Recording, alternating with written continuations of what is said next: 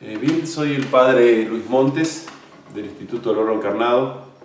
Estoy aprovechando esta oportunidad que me dan nuestros amigos de Argentinos Alerta para expresar un poco lo que está pasando en Irak, la persecución a los cristianos.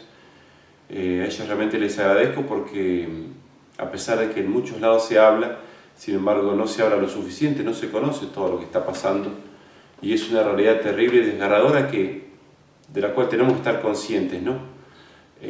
Todos tendrían que conocer más porque lo que está pasando es absolutamente terrible. Estamos hablando de muchísimas muertes, torturas, muertes crudelísimas, más de 1,5 millones de refugiados. Es una realidad que sacude al país que nosotros hemos elegido servir, al que amamos tanto, y por eso es que conseguir que mayor cantidad de gente conozca y que se unan en oración es para nosotros muy importante. En todos los países árabes musulmanes hay persecución a los cristianos, en algunos más, en otros menos, aún en los así llamados moderados, ¿no? Existe presión en las escuelas a los niños, existen chicas raptadas para obligarlas a ser musulmanas, aunque a veces las leyes no estén en contra de los cristianos, sin embargo no los protegen adecuadamente.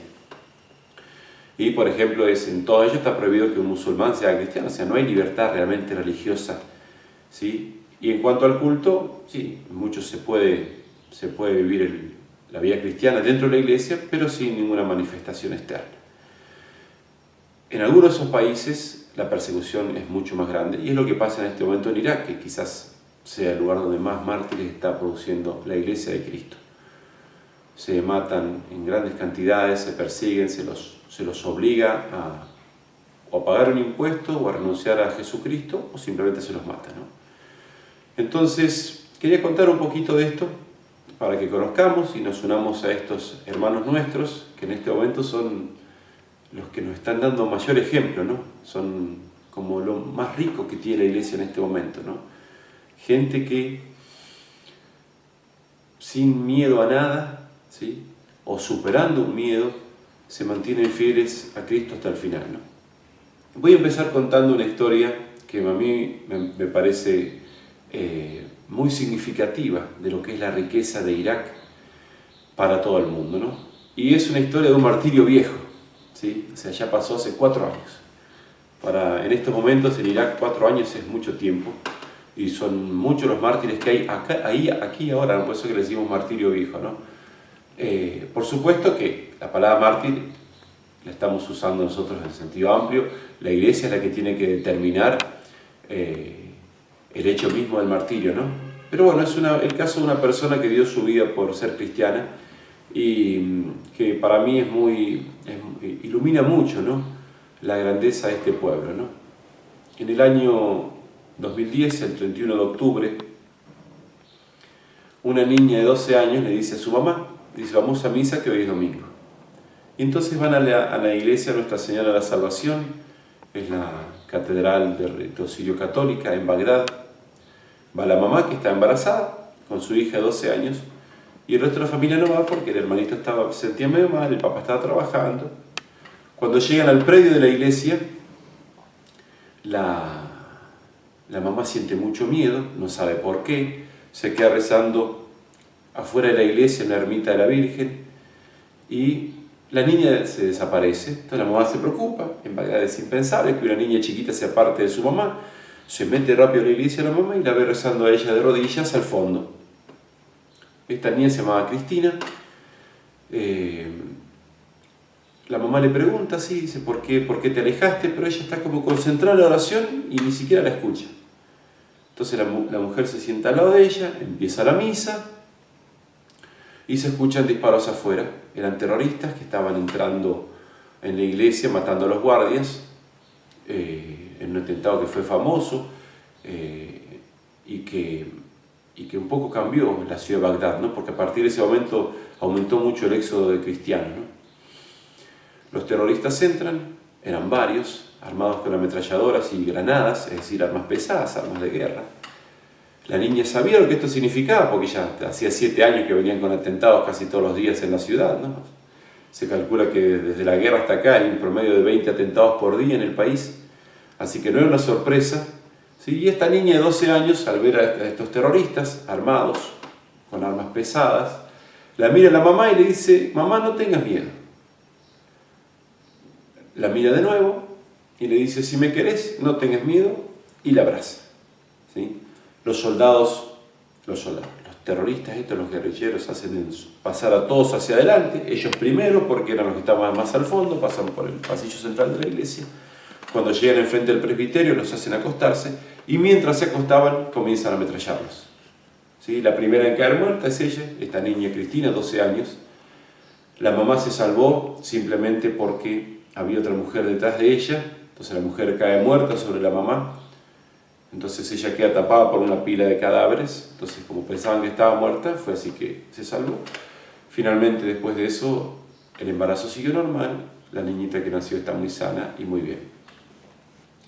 El punto es este, ¿no? ¿Cómo una niña de 12 años consigue mantener la calma en una situación así? Y no solo eso, sino que ella misma se transforma en fuerza para su madre. ¿Cómo hace una niña de 12 años, que normalmente le tiene miedo a un perro, para ser la persona que le mantiene la confianza de su madre ante semejante prueba? Esto muestra lo que es la vida del pueblo iraquí en este momento.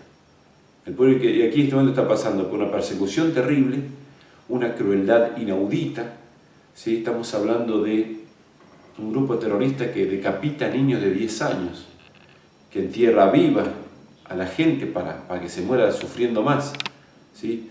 Que después de cortar la cabeza a un niño pone su cabeza en una pica durante varios días para que sea una lección para todos, ¿sí? Que rapta a mujeres a centenares y miles y las vende como esclavas sexuales en otros países musulmanes, que crucifica gente, ¿sí? Este grupo, el grupo del que se autodenomina Estado Islámico, fue el que hizo este atentado donde estuvo esta niña Cristina que falleció. Ella fue la primera en caer muerta, ¿sí? En ese entonces el grupo no era tan conocido, ¿no? Pero este grupo que está asolando ahora Irak, que está llevando la destrucción y la muerte, cobró su primera víctima en esa niña.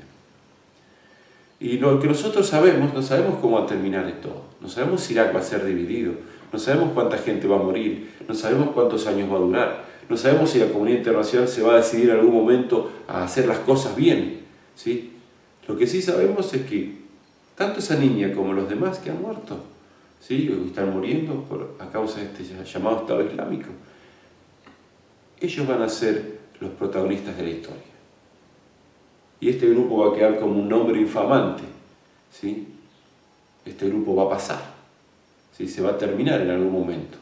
Mientras que los que han muerto por Cristo, ¿sí? Van a ser reconocidos, así como fueron reconocidos los primeros mártires, ¿sí?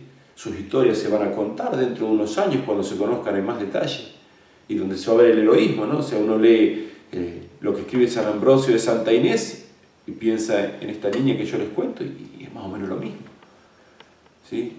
Entonces, esta gente es la que está haciendo el bien, esta gente es la que va a quedar en la historia, esta gente es la que, en definitiva, ha conseguido el premio eterno. Mientras que este otro grupo que está haciendo tanto daño, que parece tan fuerte, al que tanta gente tiene miedo, ¿sí? Va a terminar pasando como pasan tantos tiranos y asesinos en la historia, de los que ahora uno se ríe o quedaron como nombres de infamia, ¿no? Por eso es que me parece a mí que esta anécdota ilustra tanto esta pequeña historia de esta niña.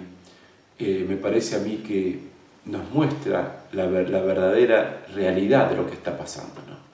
¿Sí? Poderes que no les interesa al hombre, que no les interesa el ser humano normal, utilizan a grupos terroristas para sus fines, grupos terroristas que siembran el terror, el odio, el miedo, ¿sí?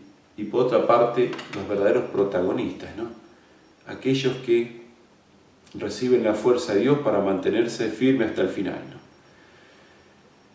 En esta situación tan dramática, nosotros ciertamente tenemos que poner todo lo que está en nuestra mano para ayudar a este pueblo que está sufriendo, ¿no? Porque si bien ellos tienen la ayuda de Dios, realmente merecen y necesitan nuestro apoyo, ¿no?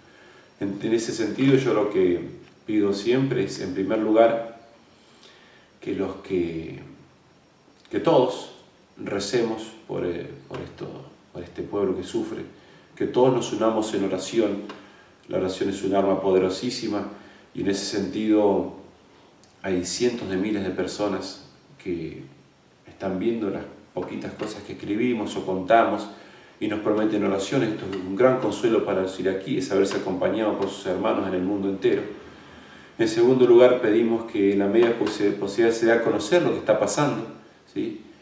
que se comparta con los amigos en el muro de Facebook, en las redes sociales, porque así más gente se une a esta causa, ¿no?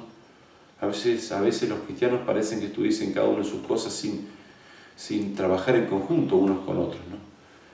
Y por último, bueno, los que puedan mandar su ayuda económica, porque en definitiva, con 1.600.000 refugiados, que no son la mayoría cristianos, ¿no?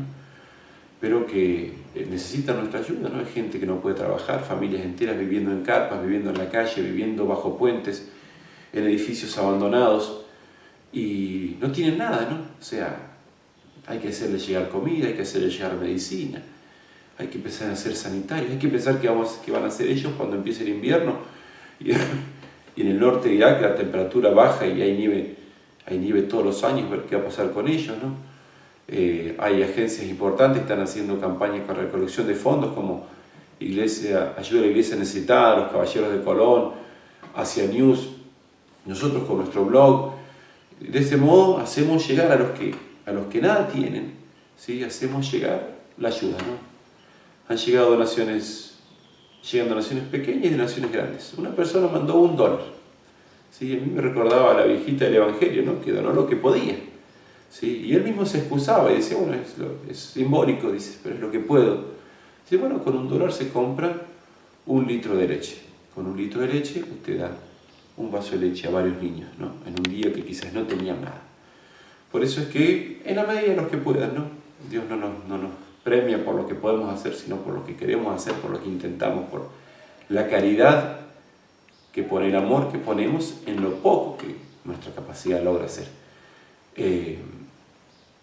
Estos hermanos nuestros, si ustedes piensan las poquitas cosas que le he contado, están haciendo lo mejor, ¿sí? Por la Iglesia de Cristo, ¿no? Porque están dando su vida, ¿sí? Estos cristianos que están muriendo, que están sufriendo, ellos están colaborando con nosotros de un modo que seremos conscientes de ello recién en el cielo, ¿no? Entonces, en la medida que nosotros podamos, colaboremos con ellos, sobre todo con oración y con otras cosas que les he comentado.